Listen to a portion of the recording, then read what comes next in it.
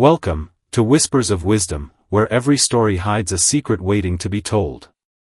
Stay with us, and don't forget to like and subscribe, before the shadows find you.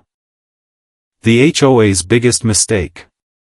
John Miller had always dreamed of living in a quiet, picture-perfect neighborhood where kids could ride bikes safely, lawns looked like something out of a magazine, and neighbors greeted each other with warm smiles. When he moved his family into Oakwood Estates, that dream seemed to come true. The streets were peaceful, houses neatly lined in pastel shades, and the Homeowners Association, HOA, appeared to keep everything in order. But beneath that suburban charm lurked Richard Collins, the HOA president. Richard was the kind of man who thrived on control.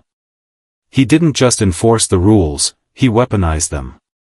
To him, the HOA wasn't about community, it was about power. At first, Richard's attention to detail seemed harmless. But soon, John found himself receiving one petty violation notice after another. Violation: grass exceeds acceptable height. Violation: trash can visible before 6 p.m. Violation: loud noise past curfew, even though John and his family were always in bed by 9. John laughed at first. He had dealt with far worse in his life. What Richard didn't know, and what John didn't reveal, was that he wasn't just another homeowner, he was the chief of police for the entire county. He could have shut Richard down in an instant. But John preferred patience, he knew bullies always pushed too far eventually. That day came on a warm Saturday morning. John was trimming his hedges when two men in police uniforms walked up his driveway. Their presence caught his attention immediately. Something felt off. "Mr. Miller," one of them said sternly, "you're under arrest for repeated HOA violations." John's eyes narrowed. Their uniforms looked convincing at first glance, but details gave them away. The badges were cheap replicas, their belts carried knockoff gear, and one of them stumbled while reciting the Miranda rights.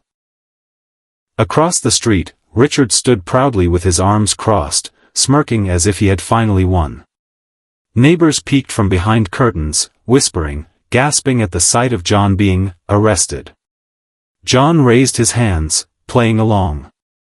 "Gentlemen, mind if I grab my ID before we go?" "Make it quick," one replied.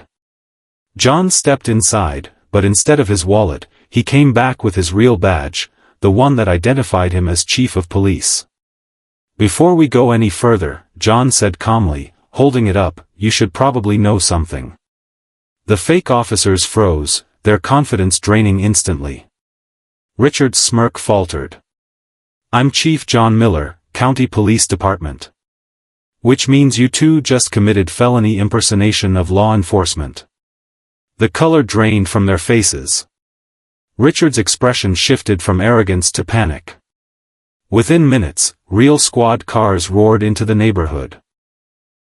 Officers cuffed the imposters with real steel handcuffs, shoving them into the backs of cruisers. Richard sputtered excuses, "This is a misunderstanding." But the evidence was undeniable. He had hired the men to stage the arrest and intimidate John into respecting the HOA's authority. News spread quickly. Headlines blared, "HOA president arrested after hiring fake cops." Homeowners who had lived in fear of Richard finally felt free. He was stripped of his position, shamed publicly, and charged with conspiracy. His once commanding presence became the neighborhood's biggest joke. John didn't seek revenge, he didn't need to.